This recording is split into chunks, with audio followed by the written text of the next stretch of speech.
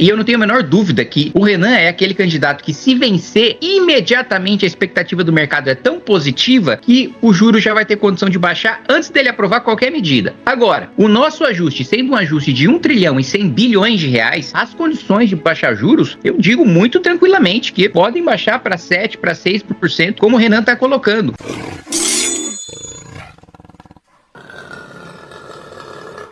O Expresso agora faz uma entrevista importante. Nós vamos começar uma série de entrevistas aqui no nosso jornal com os coordenadores econômicos dos principais candidatos à presidência.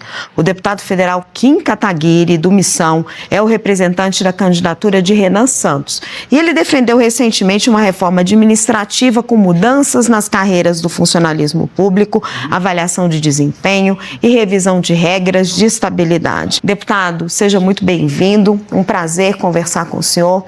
Deputado, queria começar falando sobre a dívida pública. A gente sabe que a dívida pública brasileira hoje é praticamente insustentável. Nós estamos falando de mais de 10 trilhões de reais, mais de 80% do PIB. E nas propostas, o candidato que o senhor defende, o Renan Santos, ele fala de uma redução expressiva da dívida pública em 5 anos e uma redução ainda maior em 10 anos e elenca ali algumas medidas, né? Cortes de super salários do funcionalismo, reforma da Previdência, desoneração do orçamento, todas medidas que precisam de muito apoio parlamentar. Eu queria que o senhor explicasse um pouco melhor para nós esse plano para cortar a dívida pública, mas principalmente como fazer isso sem apoio do Congresso. Bom, boa tarde, Raquel, um prazer estar aqui, falar com você. Primeiro, eu quero deixar muito claro que eu fico muito feliz que, da mesma maneira como você fez agora, me fizeram hoje mais cedo no Fórum da Exame com os outros coordenadores econômicos, uma pergunta já casada com como politicamente você vai fazer. E eu vejo que é diferente das perguntas que são feitas para outros coordenadores econômicos, que primeiro, eles precisam explicar qual é a proposta, porque a proposta dos outros candidatos não está clara, e segundo, se aquela proposta é boa ou se é ruim. Hoje eu vejo que a maior parte, né, do mercado, a maior parte da classe política já parte da premissa de que a nossa proposta é a melhor. O desafio é viabilizar politicamente. Bom, mas para explicar a proposta, né, nós estamos aí propondo que uma PEC seja aprovada antes mesmo de o Renan assumir, né, fazendo uma PEC da transição às avessas, né, da maneira como foi feita pelo governo Lula. Ele aprovou uma PEC antes dele assumir, só que a PEC dele foi para aumentar gasto, a nossa é para cortar e diminuir trajetória de crescimento de gasto. Então, um primeiro ponto, acabar com super salários, né? É injusto que a gente tenha aí um cidadão pagador de impostos que tá lá gastando 6 meses do seu ano para pagar imposto, enquanto tem um desembargador com um contra-cheque aí de 2,5 milhões de reais. E cortar, inclusive, gastos, super salários dentro do legislativo, dos próprios parlamentares. Na minha avaliação, deveria ter uma revisão muito drástica da cota parlamentar. Por que um deputado, né, que já tem um salário que o coloca no 1% mais rico da população, ele ainda tem a sua gasolina e a sua comida paga numa espécie de cartão corporativo, que é a cota parlamentar, que todos nós temos acesso, né? E eu falo isso de uma posição de quem dá o exemplo, né? Eu não utilizo auxílio moradia, eu não utilizo a cota parlamentar nem para carro, nem para gasolina, nem para comida, enfim, utilizo única e exclusivamente para exercer minha função, principalmente com a passagem aérea de São Paulo para Brasília, que não é nenhum privilégio. Mas, deputado, como aprovar essa PEC de transição, no caso de Vitória, sem base parlamentar, né? O senhor é praticamente o único representante do seu partido e o Renan está vindo numa candidatura pura, ele não tem outros apoios. Só para eu entender, Raquel, o que você quer de mim, porque você quer que eu fale apenas da viabilidade política ou você quer que primeiro eu apresente a proposta? Porque, por enquanto, eu só falei um aspecto de corte da proposta. Não, das duas coisas, por favor. Ah, bem, então, para terminar de fazer a exposição da proposta em si, né, tem a revisão também não só dos privilégios da elite pública, né, que são os super salários, a gente está falando aí de cerca de 15 bilhões de reais ao ano, também os privilégios da elite privada, né, nós temos um sequestro do orçamento por parte de uma elite de empresários que tem poder de lobby dentro do Palácio do Planalto, né, esses privilégios cresceram muito, principalmente a partir do primeiro governo Dilma, e nós vamos revisar 200 bilhões de reais ao ano desses privilégios do dinheiro do pagador de impostos que vai diretamente para grandes empresários com poder de lobby, fazendo com que todos os outros empresários que não são bem relacionados com o governo Lula, com o PT ou com o Congresso Nacional, paguem mais imposto, né? A gente também está falando de uma economia de 1 trilhão e 100 bilhões de reais em 5 anos com a aprovação dessa PEC, portanto, reduzindo drasticamente, e até agora nós somos os únicos que tem um plano objetivo. A gente fala onde a gente vai cortar, a gente fala quanto a gente vai economizar, a gente fala o quanto a gente consegue reduzir os juros, a gente fala o quanto a gente consegue reduzir a dívida, e eu falo isso agora com mais propriedade ainda, porque hoje cedo eu estava com todos os outros coordenadores econômicos das outras campanhas e nenhum deles tem a proposta tão objetiva, profunda e com os melhores paralelos internacionais como a nossa. Muito bem. Dito isso, vamos partir agora para a viabilidade política, né? Não é à toa que o Renan me escolheu para coordenar a parte econômica. Não basta ter só um técnico conduzindo um ministério, não basta só ter um técnico fazendo interlocução com o Congresso Nacional, você precisa de um político, você precisa construir maioria, porque você pode ter a melhor proposta do mundo, como eu acho que a nossa a melhor proposta do Brasil, pelo menos. Mas se ela não for aprovada, ela não gera efeito nenhum. Pois bem, um dos mecanismos desta reforma, e uma coisa que eu preciso te falar antes, o Congresso sabe que, se o orçamento continuar nessa trajetória, não vai ter dinheiro para emenda. E emenda parlamentar é a maneira como 300 deputados se elegem do que a gente chama de centrão, né? Que não tem ideologia, que é sempre base do governo e que se elege inaugurando obra no seu reduto eleitoral. Então, o Congresso tem essa consciência. Eu digo isso, assim, unanimemente, né? Não conheço nenhum deputado que diga o contrário. Deputado, como é que o senhor vai viabilizar politicamente as reformas para reduzir a dívida pública? Perfeito. Bom, sobre a internet, a aplicação da lei de licenciamento ambiental que eu relatei no governo Renan Santos vai resolver esse problema para a gente. Mas, voltando para a viabilidade política, o parlamento ele tem consciência de que, se o orçamento continuar na trajetória que está, as despesas obrigatórias vão acabar com as emendas parlamentares, e nós temos 300, pelo menos, deputados do chamado Centrão, que se elegem com base em emendas, e não tem voto de opinião, como é o meu caso, né? Não se elegem com base nas leis que aprovam, que barram nas opiniões, como é o meu caso, se elegem com base nas emendas. Pois muito bem. Primeiro, existe essa consciência. Segundo, qual que é o incentivo que nós vamos criar com a nossa PEC? Hoje, as emendas estão vinculadas à receita corrente líquida, ou seja, quanto mais se arrecada, quanto mais aumenta imposto, quanto mais aumenta a inflação, mais o deputado recebe dinheiro para direcionar para sua base. A gente vai inverter essa lógica. As emendas vão estar vinculadas a uma parcela das despesas livres, das despesas discricionárias, ou seja, hoje, quanto mais o parlamentar aprova imposto, quanto mais o parlamentar aumenta a inflação, mais dinheiro ele tem para inaugurar a obra e ter voto. No nosso modelo, quanto mais o parlamentar cortar gasto obrigatório, mais vai ter de despesa livre, e essa despesa livre, uma proporção será de emendas parlamentares. Então, a gente sabe que o Centrão não tem ideologia. Boa parte dos deputados que aprovaram o teto no governo Temer revogaram o teto no governo Lula.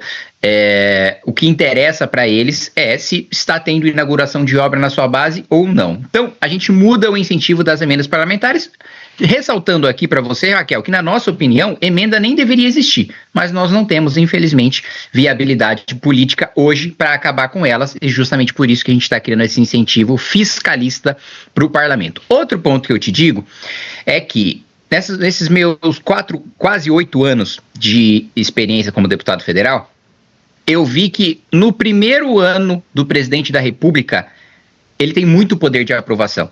Tem muito poder de aprovação por duas razões.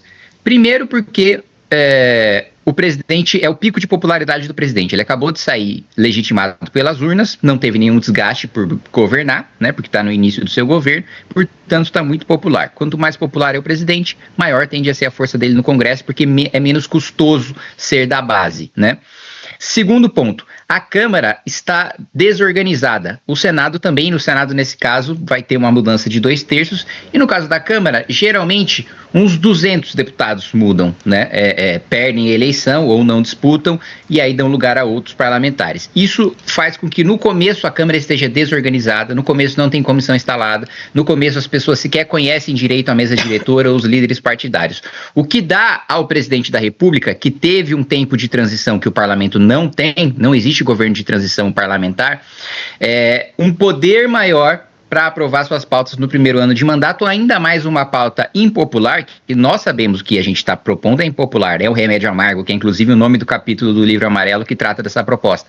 É mais fácil, por estar distante da eleição do parlamentar, pelo Congresso estar desorganizado, pelo presidente da República estar popular, é mais fácil aprovar propostas dessa maneira. E, por último, mas não menos importante, os partidos que quiserem fazer parte do governo vão poder indicar ministros. A gente está sendo muito aberto em relação a isso, né? Agora, a indicação precisa ser de uma pessoa honesta, a gente não vai aceitar um corrupto, a gente não vai aceitar uma pessoa condenada, né, para ser ministro. Segundo, precisa ser uma pessoa que tenha comprovada experiência ou política, ou na iniciativa privada, ou no meio acadêmico, uma pessoa capacitada para ser ministro de Estado, honesta e capacitada, e aquele ministro terá de seguir o nosso programa do Livro Amarelo. Não tem nenhum problema esse ministro, no estado dos deputados que são do seu partido, chegar e falar: olha, estou inaugurando essa obra aqui do governo federal e sou do partido desse cara aqui, desse deputado, ajudem esse deputado, esse é o deputado dessa região. Não tem problema ele fazer isso, desde que aquela obra esteja no planejamento do Livro Amarelo. Então vai ter um ministro da infraestrutura indicado por um partido, esse ministro da infraestrutura quer levar um deputado do seu partido para a inauguração de um trecho de uma ferrovia, ótimo, leve, só que vai fazer a ferrovia que a gente quer, com o trajeto que a gente quer, definido no nosso programa. Deputado, queria falar também um pouquinho de juros. O candidato Renan Santos tem falado em redução de juros, chega até a mencionar alguns patamares, 6%, 7% ali ao longo do tempo. E a gente sabe que taxa de juros, diferente de meta de inflação, a gente não tem meta de juros.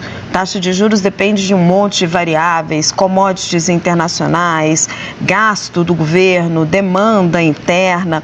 Como é que vocês conseguem garantir uma redução de juros? A gente consegue garantir porque hoje a gente está num cenário que os economistas chamam de dominância fiscal, ou seja, num momento em que praticamente não adianta mais subir a taxa de juros, porque o monetário, a política do Banco Central, já não gera mais efeitos porque o problema está no fiscal. Então, o primeiro ponto que a gente consegue garantir, e quando a gente fala de diminuir juro, muito diferente do que foi feito no Tombini, muito diferente do que foi feito no governo Dilma, muito diferente do que o Lula diz defender, a gente não está falando de mandar o Banco Central diminuir, não. O Banco Central ele já quer diminuir juro, ele só não diminui porque a política fiscal do governo não permite. Então, tem dois aspectos aí. Primeiro, credibilidade, né? A partir de um exemplo bobo, né? Se você empresta o dinheiro para uma pessoa e você vê aquela pessoa trabalhando, se dedicando, ela tá demorando para te pagar, passou do prazo, mas você tá vendo que ela tá se esforçando, que não é por falta de empenho, que ela tá fazendo a lição de casa, estudando, trabalhando, por aí vai, você cobra um juro mais barato, você pode até postergar a cobrança. Agora, se você empresta dinheiro para uma pessoa e você vê ela bebendo na rua, farreando, não está trabalhando e ela ainda está te dando calote, é óbvio que você vai exigir um prêmio maior, um juro maior e um prazo menor, porque você não confia no trabalho daquela pessoa para pagar a dívida. Então, o primeiro aspecto é credibilidade, né? E eu não tenho a menor dúvida que o Renan é aquele candidato que, se vencer, imediatamente a expectativa do mercado é tão positiva que o juro já vai ter condição de baixar antes dele aprovar qualquer medida. Agora, o nosso ajuste, sendo um ajuste de 1 trilhão e 100 bilhões de reais, as condições de baixar juros, eu digo muito tranquilamente que podem baixar para 7%, para 6%, como o Renan está colocando. Por quê? Porque o governo não vai estar injetando recursos artificialmente na economia, né, e aumentando, de um lado, a inflação. O corte de gastos do governo, que vai se transformar em investimento, em aquilo que dá retorno no longo prazo, gasto, despesa do dia a dia que não dá retorno no longo prazo. Investimento, despesa que não é recorrente, que você faz e que dá retorno, como é o caso de investimento em energia, investimento em infraestrutura, ciência e tecnologia e por aí vai, né? O fato da gente cortar gasto, utilizar parte desses cortes para fazer o superávit e a outra parte para fazer investimento em infraestrutura, dá condições de segurança, de credibilidade, de que não há a menor dúvida de que o governo brasileiro irá honrar os seus compromissos. E se a pessoa, o devedor é uma pessoa confiável, o credor vai exigir um prêmio menor. Deputados, nossos analistas também querem participar dessa conversa. Vamos nos manter aqui nesse tema econômico, é a nossa proposta. Eu chamo a Natália Fruê. Oi, deputado. Boa tarde, obrigada por nos atender. Deputado, no livro amarelo tem um trecho ali que vocês falam da questão da reforma da Previdência. Quando a gente fala de conta pública, está sim atrelada a esse tema também, porque se fala de um rombo dos civis, das aposentadorias, né, do regime geral e também dos militares. Minha dúvida é, em alguns momentos o candidato Renan Santos, até aqui para o SBT News, falou da necessidade de reformular toda a CLT. Como é que seria esse sistema de contribuição e como acabar ou diminuir esse rombo, né, que no caso dos militares tem um relatório do TCU que se fala ali em 50 bilhões de reais de gasto extra para bancar essas aposentadorias. Então eu queria entender como é que nessa reforma entram todos esses aspectos. A pergunta da Natália. Na PEC que eu... Só um minutinho, deputado, só completando a pergunta da Natália, a proposta é acabar com a CLT ou algo que conviva junto com a CLT? Bom, obrigado, Natália, boa tarde. Primeiro ponto que eu quero colocar em relação a militares, né, a proposta de reforma previdenciária dos militares está dentro da PEC que eu expliquei anteriormente. Claro que eu não consegui entrar em todos os detalhes dela, porque levaria tempo do programa demais, mas um dos aspectos é a reforma previdenciária dos militares, que estima-se pode trazer aí uma economia de 25 a 30 bilhões de reais ao ano. Do ponto de vista do regime geral, né, a ideia é fazer uma reforma paramétrica com gatilho automático. Tem até uma lista da OCDE que recomenda isso como uma boa prática para os países que adotam isso, e boa parte dos países desenvolvidos adotam esse sistema, que conforme aumenta ali a expectativa de vida ou a taxa de sobrevida, você aumenta também a idade mínima para se aposentar, né? Naturalmente, quando existe uma mudança da demografia, sem a necessidade de você ficar aprovando repetidas reformas, né? Porque o gatilho automático, independentemente de quem esteja no governo, aquela mudança, né, paramétrica será feita. Agora, eu posso adiantar para... Conforme qual seria aí essa idade que vai oscilando, o mínimo e o máximo, qual seria o regramento? O trabalhador vai ter que... A idade mínima aumenta de acordo com a expectativa de vida, né? Então, tá, mas essa é a... Mas no modelo aí o trabalhador vai trabalhar até qual idade, né? Qual 70 anos, 65 anos? Não, mas o ponto é justamente esse, não existe uma idade estanque, né? Um dos modelos de recomendação da OCDE é justamente esse. Foi aprovada a última reforma previdenciária com base numa taxa de sobrevida que a pessoa tem a partir dos 65 anos, ou seja, não se utiliza a expectativa de vida única e exclusivamente porque a média é puxada para baixo por jovens que morrem com crimes violentos, por exemplo, que não representam aquela pessoa que trabalha a vida inteira e vai se aposentar aos 65 anos, existem casos de mortalidade infantil e por aí vai. Então, a última reforma previdenciária, na discussão que nós participamos, você teve a discussão sobre, ao chegar aos 60 ou aos 65 anos, qual que é a taxa de sobrevida? Qual que é a expectativa de vida de quem chega nesse patamar de idade? Esse rol, né, de países da OCDE que tem essas reformas paramétricas automáticas consideram justamente este patamar. Olha, a partir do momento que você chega numa determinada idade, e aí a gente vai discutir isso uma vez no governo, se vai ser a taxa de sobrevida a partir dos 60, a partir dos 65, haverá um ajuste automático da idade mínima de previdência. Agora, como ela não é estanque, não há resposta para a sua pergunta de falar, olha, vai ser a partir de X ano que aquela pessoa vai se aposentar. Mas aí eu devolvo a provocação. Que eu responder a Raquel. Não, tudo bem. Raquel, a ideia é a gente fazer uma flexibilização da CLT. Um dos aspectos, aliás, que eu queria ter falado hoje no painel, não tive a oportunidade, até vou aproveitar agora, é o fim da Justiça do Trabalho, né? Hoje nós temos as decisões da Justiça Trabalhista, né, na primeira instância, 40% delas é reformada, ou seja, é uma das justiças que mais traz insegurança jurídica. A primeira instância não segue a jurisprudência do TST ou dos próprios TRTs. E mesmo aquelas decisões dos TRTs que são objeto de recurso para os TST, também a maior parte delas são reformadas. Então, assim, é uma justiça absolutamente ideológica, não é uma justiça legalista, não é uma justiça que concede segurança jurídica e não é uma justiça que tem um modelo que se reflete na maior parte dos países desenvolvidos. É raro você encontrar uma justiça trabalhista nos países desenvolvidos, geralmente isso está dentro de uma justiça comum. E existe também alguns abusos, eu não quero fazer aqui um argumento anedótico, mas existem alguns abusos assim que são muito patentes, como o caso, né, da tentativa do Tribunal Superior do Trabalho de comprar Lexus para os ministros do TST. Assim, isso na minha avaliação, é um desrespeito com o trabalhador, você ser de uma justiça que diz defender o trabalhador e utilizar o dinheiro dele para comprar carro de luxo para você passear por aí, ou também contratar pessoas para pendurar quadro, né? A gente também estava pagando imposto para pendurador de quadro de quarto de ministro do TST. Então, tem esse aspecto. Outro aspecto, acabar com a unicidade sindical, né? Também unicidade sindical é um modelo que existe em pouquíssimos países e praticamente nenhum país desenvolvido. Aliás, eu não conheço nenhum país desenvolvido que tenha unicidade sindical, que é o monopólio do sindicato na representação do trabalhador, né? Ou seja, hoje o trabalhador não pode escolher a qual sindicato ele se filia. Se ele não se sente representado por um sindicato, ainda assim aquele sindicato vai representá-lo nas negociações coletivas, né? Então, eu preciso ter o direito de escolher a qual sindicato eu vou me filiar. Se eu não gosto esse não me atende, eu vou para um outro, ou eu crio o meu próprio,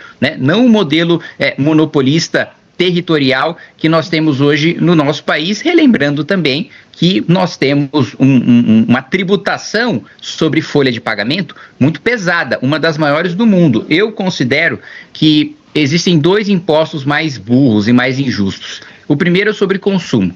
Sobre o consumo, porque você desincentiva o consumo, né? A gente tem um dos carros mais caros do mundo, o iPhone mais caro do mundo e por aí vai. E isso pune principalmente o mais pobre, porque proporcionalmente, em relação à sua renda, o mais pobre consome mais do que o mais rico. Porque o rico, ele consome uma parcela pequena da sua renda e outra parcela vai para investimento. Ele compra um imóvel, ele compra uma ação, ele investe num fundo, né? Outras coisas que são menos tributadas do que o consumo. Então é um sistema regressivo quando a tributação deveria estar concentrada na renda, ela está concentrada no consumo. O outro mais burro, e eu entrei nesse assunto por isso, é o sobre folha de pagamento, né? Você tributar a folha de pagamento significa você desincentivar o trabalho, significa você falar, olha, você será punido por empregar alguém ou você será punido por ser contratado por alguém, razão pela qual eu acho que a falência da CLT está tão explícita, primeiro, pelas dezenas de milhões de trabalhadores que hoje nós temos na informalidade e outros tantos que estão no MEI.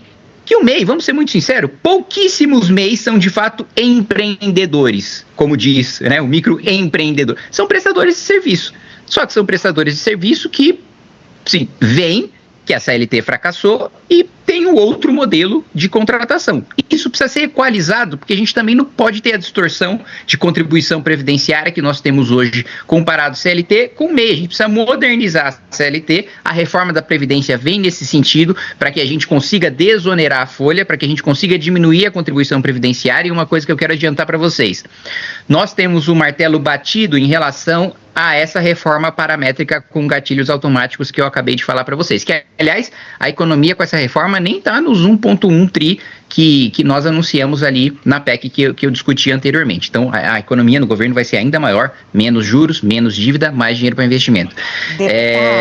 Nós estamos discutindo, já em fase final, uma reforma estrutural também da Previdência, mudar o modelo, fazer um regime misto de renda básica, repartição e capitalização.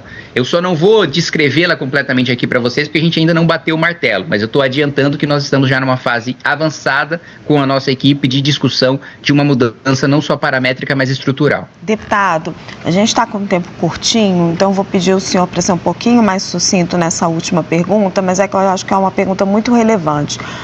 O Renan Santos está propondo a criação de zonas econômicas especiais inspiradas no modelo chinês. E a gente sabe o quanto como a zona de Manaus, por exemplo, pouco desenvolveu Manaus e muito gastou. Me parece um contrassenso, um programa liberal apostar em subsídios para setores específicos, em regiões específicas. Por que entrar nessa ideia que reverte, é o contrário dos princípios que vocês defendem? Não tem nada de contrário aos nossos princípios. Primeiro, a gente propõe acabar com a Zona Franca de Manaus porque ela foi feita para ser temporária e ela é absolutamente ineficiente, né? Ela não gerou os empregos esperados, ela não gerou a receita esperada, ela é tão cara que seria mais barato eu pagar para o sujeito não trabalhar do que eu conceder o privilégio tributário que é concedido para a Zona Franca. Seria até melhor para o cidadão de Manaus, que ele teria mais dinheiro para infraestrutura, ele teria rodovias melhores, ruas melhores, o saneamento melhor e ganharia mais se ele recebesse diretamente o dinheiro da renúncia do que se a gente mantivesse para as empresas como tem hoje. Não é um contrassenso, Raquel, inclusive na literatura de Milton Friedman você tem a previsão de benefícios setoriais, só que com uma diferença fundamental daquilo que é feito no Brasil, que é análise de eficiência. Saber, depois de um período, teoricamente a nossa LDO prevê que os benefícios tributários devem ser revisados, só que eles não são. O nosso governo vai efetivar isso, né? A ideia é, vamos fazer um experimento, né, durante 2 anos, transformar aqui essa zona econômica especial por causa de uma... E onde está a doutrina liberal nisso? Mais uma vez, apesar de eu falar onde está a doutrina liberal, nós não temos nenhum compromisso com rótulos, tá? Nós somos extremamente pragmáticos. Tanto que você colocou que o modelo que nós nos espelhamos no Livro Amarelo é a China, né? A China, existe economia de mercado em até determinado grau, mas é um regime político comunista, né? E ainda assim não nos interessa. Para a gente, vamos pegar pragmaticamente uma parcela daquilo que funciona em qualquer país, independentemente da ideologia. Se o país se denomina comunista, social-democrata, capitalista e determinada política funciona, eu vou pegar esse pedaço e trazer para o Brasil. Esse é o Livro Amarelo. Mas, voltando, dentro da doutrina liberal, trabalha-se com a ideia de vantagens comparativas, né? Nós temos uma questão ali da Zona Econômica Especial, é sobre energia limpa. O Brasil possui vocação para energia limpa, né? A Dinamarca, e eu tive lá em missão oficial, ela se orgulha muito de ter uma energia verde. 50% da matriz elétrica deles é verde, mais de 80% da nossa é verde, e a gente não tem essa propaganda toda como a Dinamarca tem. Então, nós temos uma vocação especialmente no Nordeste, que é a região que mais precisa ser desenvolvida proporcionalmente no nosso país. Nós temos energia eólica, nós temos energia solar e a necessidade, ao mesmo tempo, de ter data centers que são extremamente intensivos em energia. Então, nós temos uma região que tem vocação para isso. Vamos conceder os incentivos para essa região. Depois de 2, 3 anos, a gente avalia se funcionou. Se não funcionou, vamos adotar essa estratégia em outra região, com outro insumo, com outra vantagem comparativa, para a gente ver se funciona lá. Onde funcionar, a gente mantém, a gente expande. Onde não funcionar, a gente acaba. Essa política que funcionou na China, com pequenas zonas com abertura comercial, com pequenas zonas, digamos assim, com doses concentradas de capitalismo e hoje, se você for analisar a China, boa parte do território é zona econômica especial. O especial se tornou o normal na China, né? Quero agradecer muito ao deputado Kim Kataguiri, deputado federal do Missão e coordenador do Plano Econômico do Renan Santos. Deputado, muito obrigada pelas respostas tão completas e por discutir com a gente esses temas tão importantes, realmente discutir proposta nessa eleição. Muito obrigada. Obrigado, Raquel. Obrigado, Natália. Bom trabalho.